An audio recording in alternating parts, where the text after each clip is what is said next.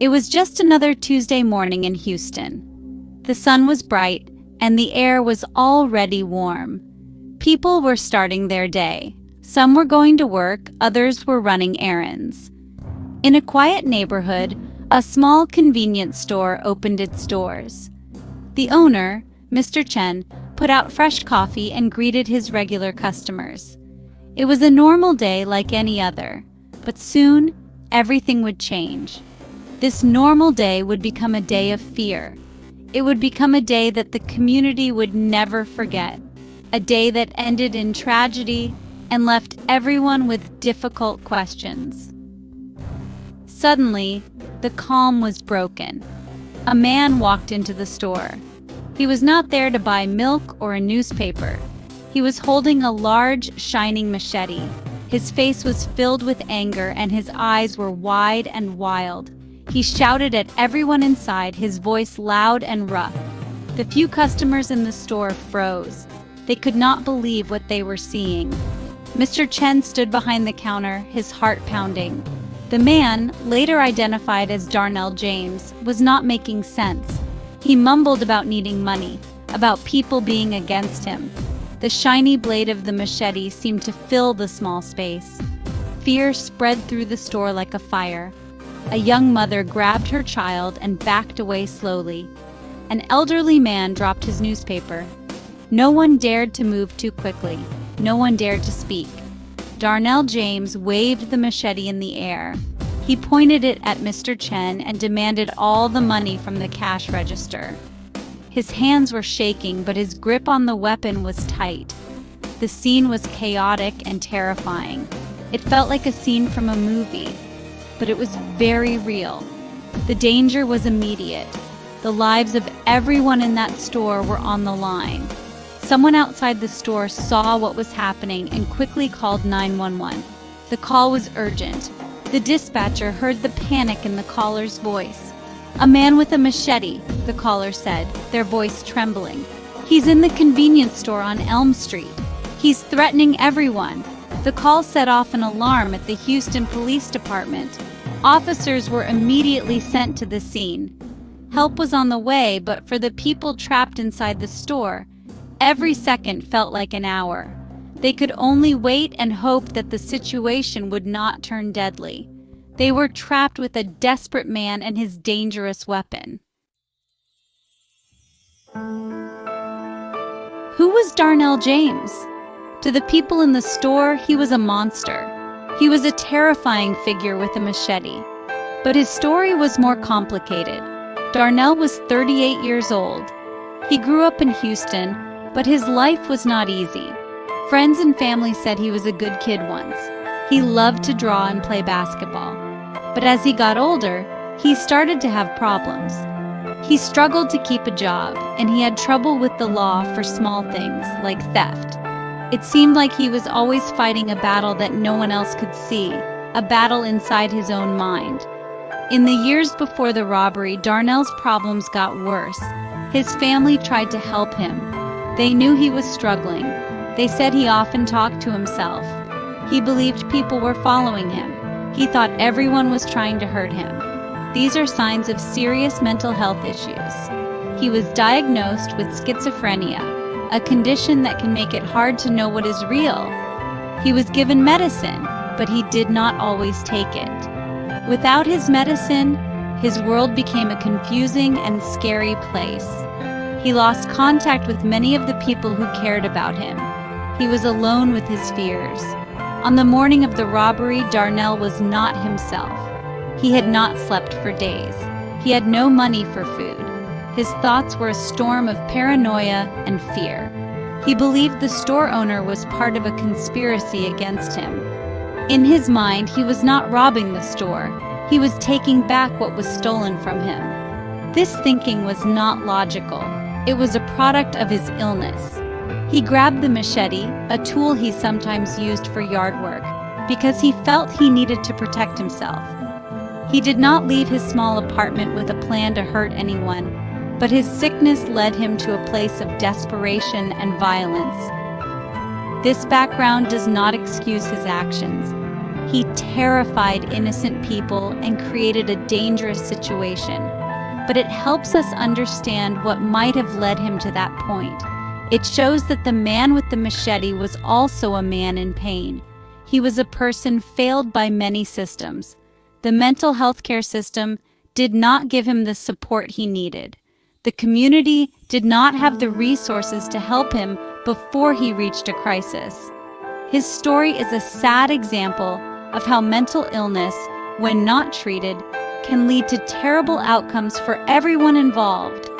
It is a reminder of the human being behind the headlines. Inside the store, the air was thick with fear. Darnell James stood in front of the counter. He held the machete high, its long blade reflecting the fluorescent lights above. "Give me the money," he yelled at Mr. Chen. "All of it, now!" His voice cracked with a mix of anger and desperation. Mr. Chen, a man who had run this store for 20 years, had never seen anything like it. His hands trembled as he slowly opened the cash register. The sound of the drawer sliding open was loud in the silent store. The other customers stayed pressed against the far wall, trying to be invisible. Darnell was becoming more agitated. He paced back and forth in the narrow space between the counter and the snack aisle. He swung the machete, knocking bags of chips off the shelves. They fell to the floor with a soft crunch. He was not just robbing the store, he was losing control. He muttered to himself, words that no one could understand. He would look at the door, then back at Mr. Chen, then at the customers. It was clear he was not thinking clearly.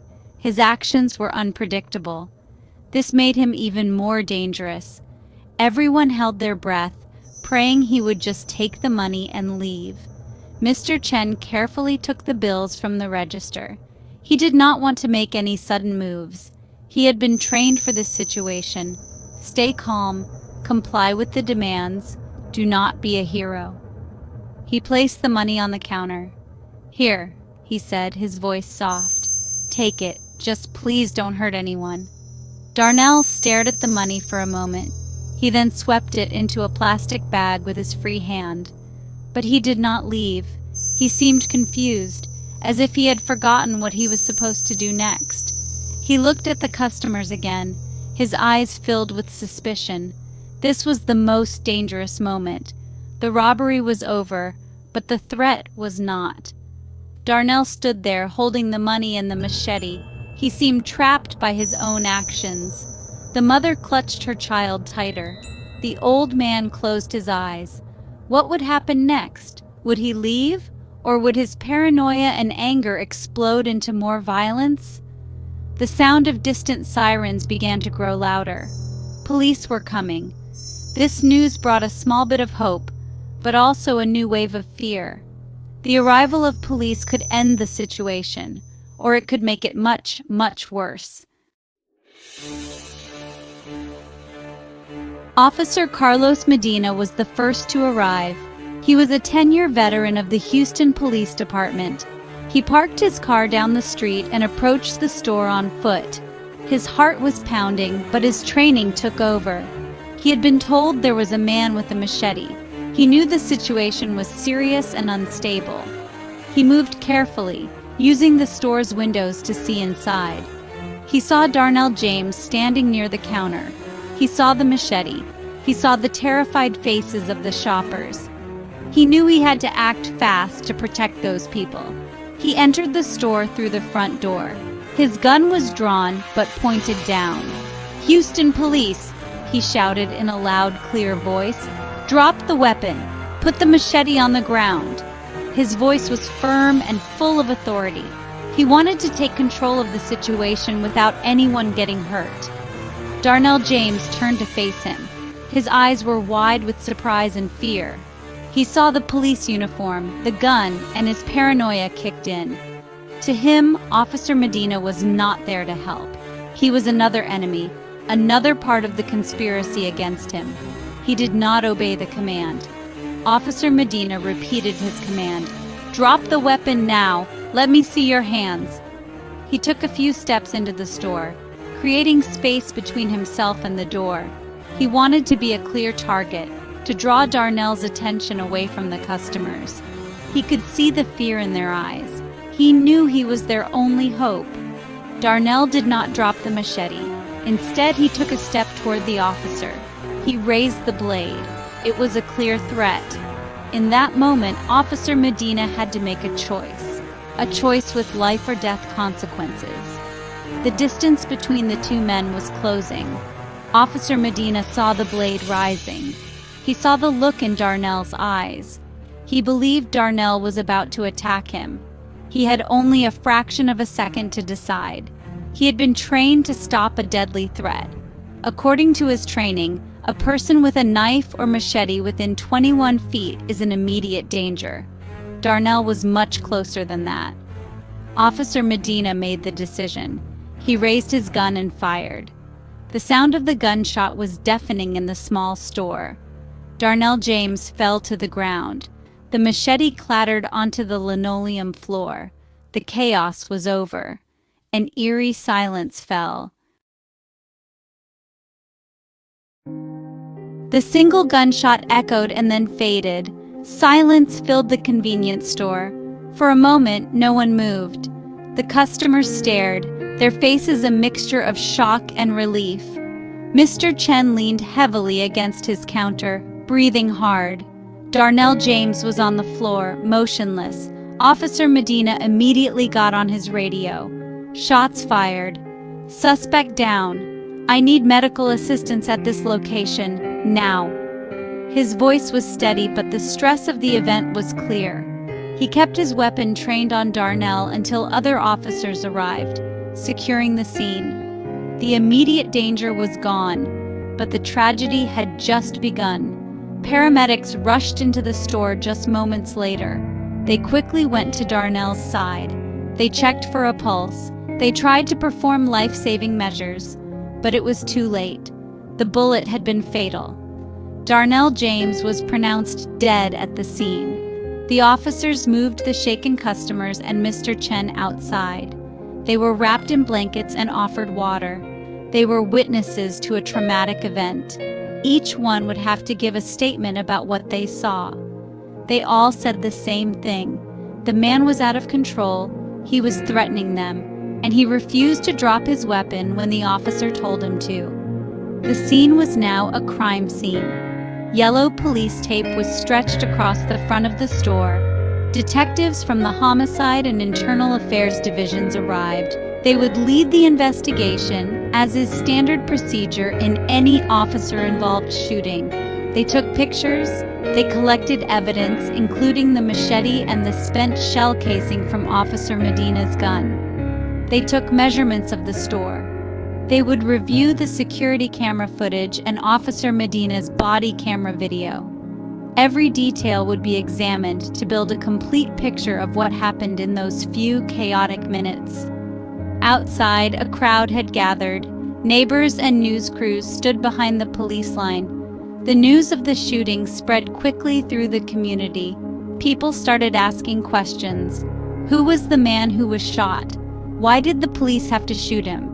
Could it have been handled differently? Officer Medina was placed on administrative leave, which is also standard practice. He had to give his own statement and turn in his weapon. He had followed his training to protect innocent lives, but he had also taken a life. It was a heavy burden to carry, one that would stay with him forever. The aftermath was just beginning. In the days that followed, the Houston Police Department began its formal investigation. A key piece of evidence was the video from Officer Medina's body camera. The department decided to release the footage to the public. They wanted to be transparent. They wanted to show everyone what the officers saw in that critical moment. The video was clear. It showed Officer Medina entering the store. It recorded his loud, repeated commands to Darnell James. "Drop the weapon!" his voice boomed. It showed Darnell refusing to comply. It showed him taking a step forward and raising the machete. The release of the video had a powerful impact. For many people, watching the footage answered their questions. They saw the immediate threat. They saw the officer's calm but firm commands. They saw Darnell's aggressive move.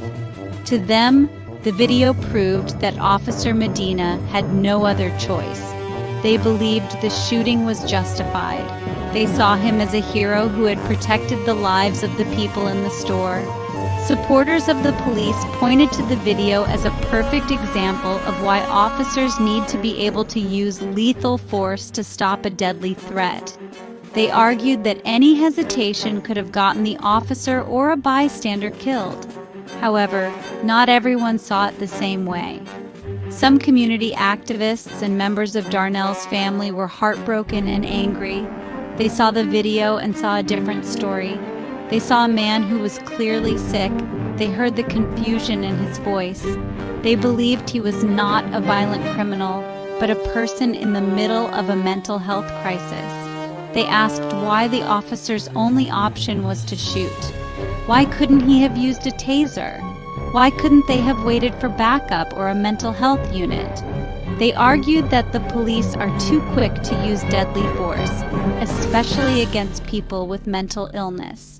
This created a deep divide in the community. Protests were organized. Some people marched in support of Officer Medina and the police department. They carried signs that said, "Blue Lives Matter" and "We back our police." Other groups marched for Darnell James. They demanded justice and changes in police training. They wanted more funding for mental health services. The convenience store on Elm Street became a memorial. Flowers were left for Darnell. But it was also a symbol of the city's divisions. The body cam video did not create one truth. It created two very different ones. The investigation continued, but the court of public opinion was already in session. The case of Darnell James and Officer Carlos Medina forces us to look at some very difficult issues. The first is the reality of police work. Officers are often forced to make life or death decisions in a matter of seconds. They do not have the luxury of time. They cannot pause the situation and think about all the possible outcomes. They must react based on their training and the information they have in that instant. Officer Medina saw a man with a deadly weapon, threatening innocent people, and advancing on him. His training told him this was a lethal threat that had to be stopped immediately. Can we, sitting safely at home, truly judge a decision made under such extreme pressure? At the same time, this incident shines a bright light on the mental health crisis in our country. Darnell James was not just a robber. He was a person with a severe, untreated illness. His actions were driven by delusions and paranoia. This raises the question, are police officers the right people to respond to a mental health emergency? They are trained to handle threats and enforce laws, not to be social workers or medical professionals.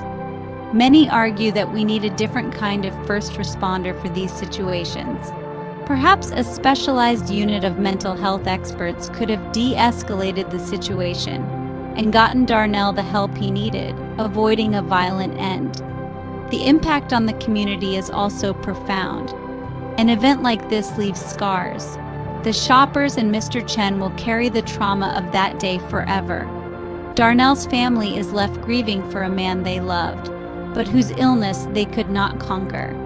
Officer Medina must live with the fact that he took a human life, even if it was to save others. The neighborhood is divided. Trust between the community and the police can be damaged. These incidents create fear and anger. They make it harder for police to do their jobs and for citizens to feel safe. Healing these wounds takes time, communication, and a real effort to understand each other. Ultimately, there are no easy answers here. Was the shooting of Darnell James justified? According to the law and police procedure, it likely was. Officer Medina faced a credible threat and acted to neutralize it. But could things have ended differently? Perhaps. If Darnell had received better mental health care, he might never have been in that store with a machete. If our system had better ways of responding to mental health crises, maybe a different outcome was possible.